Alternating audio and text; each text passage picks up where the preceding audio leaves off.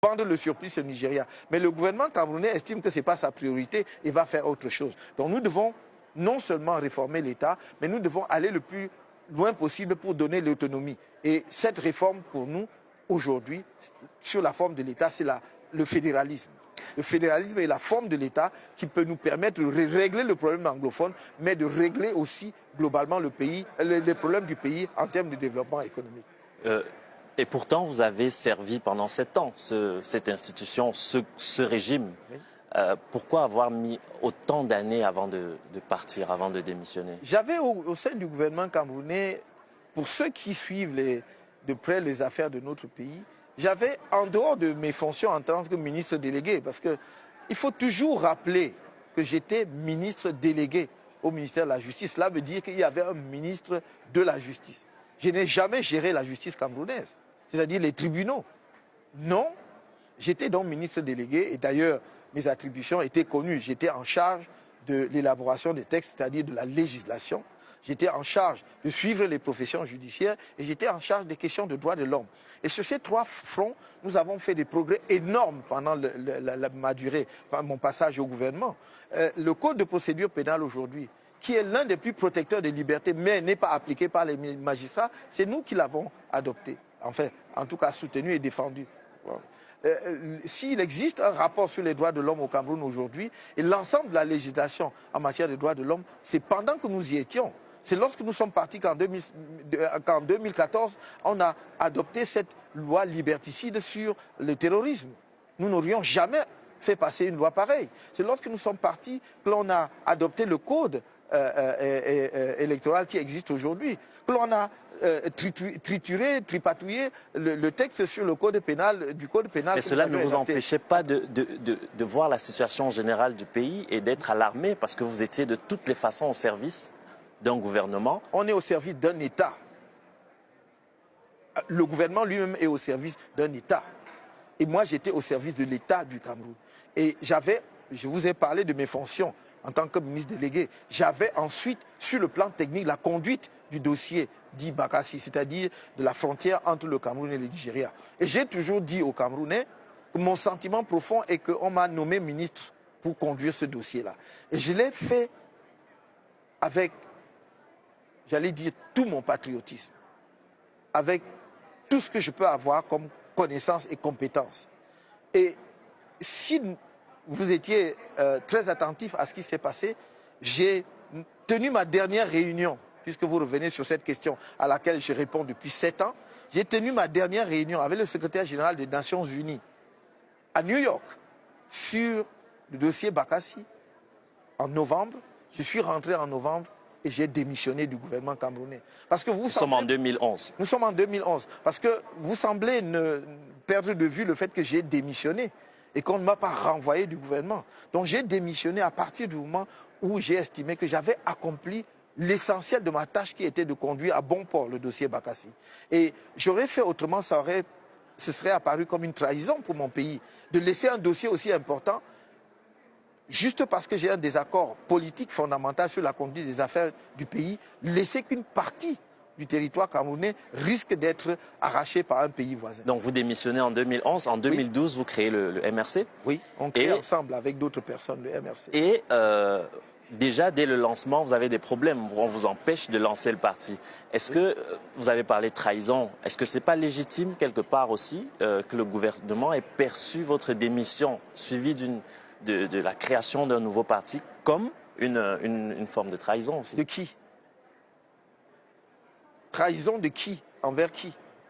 Envers le gouvernement. Donc quand on est nommé dans un gouvernement, c'est un pacte de sang. On ne peut plus exprimer le désaccord. Pourquoi est-ce que cette question est abordée comme si c'était une spécificité camerounaise qu'un membre du gouvernement démissionne? Pourquoi c'est abordé de cette façon-là? On est presque choqué, excusez-moi de dire cela comme ça, que l'on présente quelqu'un qui exprime un désaccord politique et qui a le courage de dire « je suis en désaccord, je parle » comme une trahison. Mais si on veut parler de trahison, est-ce qu'on a pu penser un seul instant que je considère comme une trahison la façon dont on a conduit les affaires du pays, alors qu'on m'avait fait croire que, effectivement, dans ce septennat, c'était le septennat de grandes ambitions où l'on voulait réaliser de grandes choses pour les Camerounais et qu'on n'a pas pu faire? Il faut arrêter de perdre les Camerounais avec ce genre de questions, parce que même le seul fait de poser une telle question, sous cet angle, je vous signale qu'à l'heure actuelle, le président du Sénégal, l'actuel président du Sénégal, avait été sous le président Wade, son ministre, son premier ministre, son président de l'Assemblée nationale. Il était membre de son parti, PDS. Moi, je n'ai jamais été membre du RDPC. Jamais. Ni d'aucun autre parti avant la création du MRC. Et vous me parlez de trahison, et lui, il est parti du gouvernement. Il est parti de l'Assemblée nationale. Il a créé un parti contre M. Wade, qu'il a battu aux élections. Il est devenu président. Jamais les Sénégalais n'ont vu cela comme une trahison. Et on peut citer de nombreux exemples dans les pays développés où vous vivez. Je crois qu'ici même en Belgique, où vous vivez, il y a des émissions tous les jours. Y a-t-il une spécificité camerounaise? Y a-t-il une sorte d'enchaînement? Ce sont des chaînes que l'on vous pose lorsqu'on vous nomme au gouvernement, en sorte que lorsque vous exprimez votre désaccord et vous partez, que l'on vous parle de trahison. S'il y a trahison, moi j'estime que c'est le gouvernement qui m'a trahi ou que c'est M. Biya qui m'a trahi parce que mes attentes n'ont pas été satisfaites. Maurice Kamto, laissons-nous un peu rêver. Quand vous étiez jeune, vous rêviez d'être président? On rêve de tout quand on est jeune. Peut-être que j'en rêvais, je ne m'en souviens plus. Parce que j'ai rêvé de beaucoup d'autres choses quand j'étais jeune. J'aurais bien voulu aussi être artiste. Moi j'aurais bien voulu être artiste, un peintre ou un musicien.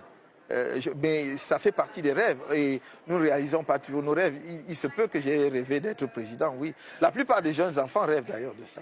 Je vous suggère de rêver un peu avec moi. Nous sommes en 2025 et on ignore comment, mais vous prenez la tête du pays après cette année en plus.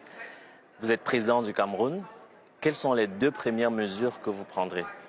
Je crois que ça aussi, c'est un exercice de journaliste qui revient toujours. On vous dit quelles sont les 2 premières mesures ou bien qu'est-ce que vous faites dans les 100 premiers jours. Le Cameroun est un pays où il n'y a que des urgences. Il y a des urgences sociales, il y a des gens qui n'ont pas d'eau potable au Cameroun. J'ai vu de mes propres yeux des compatriotes ramasser de l'eau dans des flaques d'eau de pluie tombées sur la route, la grande route, pour boire, alors que des animaux venaient d'ailleurs de boire dans la même flaque d'eau, dans l'extrême nord du pays. Donc quand vous avez ça, c'est une urgence absolue. Vous ne pouvez pas mettre en deuxième position. Mais il y a des urgences, d'autres urgences sociales. La situation des hôpitaux, des formations sanitaires au Cameroun. Peut-on différer la nécessité de réformer le système sanitaire, de redonner la confiance au personnel de santé, de mettre en place un plateau technique qui permette de prendre en charge les affections les plus simples sans que l'on court le risque d'y laisser sa vie? C'est une urgence. Il y a l'urgence scolaire, le système scolaire. Si vous avez regardé ces derniers temps, y compris un ministre membre du gouvernement qui allait battre campagne dans la partie septentrionale du pays, dans quoi? Dans une école soi-disant, il est assis sur une table banc, mais dans quoi? Ce sont des branchages d'arbres sans feuilles qui servent d'établissement scolaire. Les enfants continuent à s'asseoir à même le sol. C'est une urgence. Mais il y a aussi l'urgence économique, de la situation économique. Nous n'avons plus d'investissement direct étranger. Nous n'avons plus que quelques rares investissements locaux, en particulier d'ailleurs dans les bâtiments, pour construire soit des hôtels, notamment parce que la plupart des opérateurs économiques attendent la CAN, la Coupe d'Afrique des Nations de 2021, en espérant de rentabiliser leurs investissements. Tout est urgent. Regardez le niveau d'infrastructure, notamment routière. Entre les liaisons entre les principales villes du pays, Douala et Yaoundé, Yaoundé et Bafoussam, Douala et Bafoussam. C'est terrible, mais je ne parle pas d'autres régions. Pour aller du Cameroun, du sud du pays à Maroua jusqu'à Koussery, il n'y a plus de route. Je me demande comment ces populations vivent. C'est un désastre économique et social. Il n'y a plus de liaison possible entre les 2 régions. C'est une urgence absolue. Alors, quand vous me dites quelles sont les 2 principales mesures, je suis simplement obligé de vous dire, je prendrai l'ensemble des mesures nécessaires pour faire face aux urgences. Ensuite, nous avons tout le temps de dérouler notre programme économique que nous avons présenté pendant la campagne.